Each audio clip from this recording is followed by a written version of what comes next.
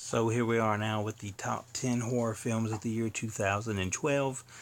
Starting off, I hate to admit I don't have the first two films on the list. Number 10, I had Shaun of the Dead, which is like, as you would figure, the like it's like Shaun of the Dead from the other side of the world, made on, I don't know what the budget was, but it's a good solid zombie flick. I enjoy zombie flicks, obviously, and I thought this one hit all the right notes with the horror and the comedy mixed together.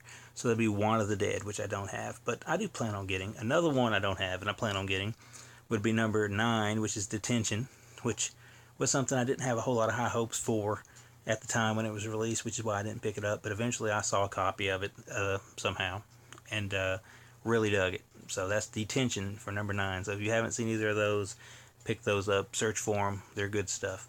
Number 8, it's back to found footage done right with Lovely Molly. This was something, again, I had very low expectations for when it came to me, and I watched it and I dug it so much that I actually upgraded the original DVD to this. So if you like found footage, you want to see something that's pretty scary, I'd watch Lovely Molly.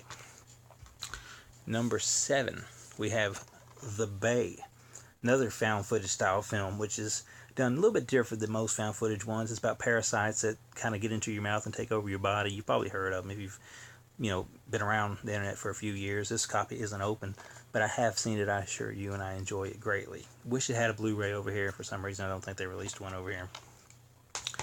Number 6, we've got The Cabin in the Woods. Now this one, most people probably had it higher on their list for that year.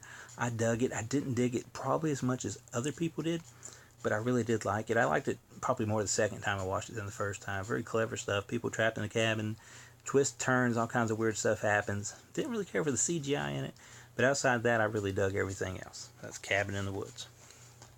Number 5, we have The Revenant. This is another one that I don't think made a Blu-ray jump over here, although there's probably a foreign one. If you want me to describe it, it's kind of like R.I.P.D. done right, I guess you could say. Funny, it's comedy, it's got action, good stuff. So if you liked R.I.P.D., I think you'd like this one because it's like that, just better. For number 4, we've got the very trippy but very good looking on HD Beyond the Black Rainbow. Now this was one that a lot of my friends didn't seem to like as much as I liked it, but I dug it. I know it's slow, but this is one time where probably the visual aspects of it actually carry you through the slower portions of it. I love the setting, I love the subject, really sci-fi type stuff. So if you've want to see a bit of a trippy film that looks good and is very unique, then Beyond the Black Rainbow is something you want to check out.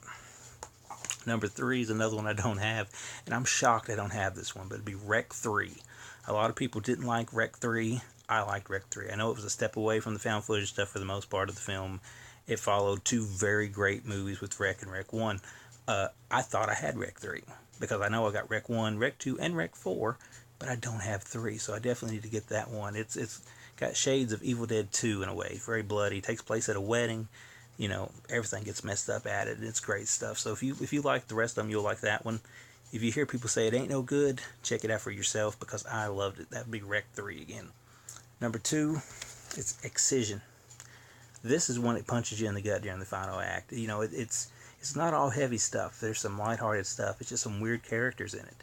But I'm telling you, when you get to the very last part of this one, it gets to you, and there's blood and there's weird stuff. It's hard to explain, but it's about a girl who basically she wants to be a surgeon, and she has these fantasies about weird stuff, and it just all comes to a head in the last act. So that's one you want to see if you haven't seen it. I need to upgrade this to Blu-ray myself. And number 1, I've talked about this ever since it came out. It's Astron 6's Father's Day. I thought it was probably not only the best film of that year, probably one of the best films of the decade if you want to get technical about it. I own it on Blu-ray more than once. I have more than one version of it. I have the DVD of it. I have the VHS of it.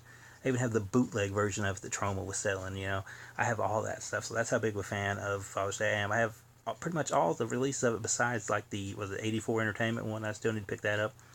Grindhouse, new age Grindhouse, indialized, if that is a word, done right. So everything you can think of that you love in classic Grindhouse films is here. It's not only kind of poked fun at, but it's also halfway gone along with to make it just this unique experience. It's probably one of the best things Troma's put out since The Toxic Avenger, or maybe since Poltergeist or Romeo and Juliet, if you want to go that way. Definitely a top 5 Troma film. Probably a top 5 film of that year.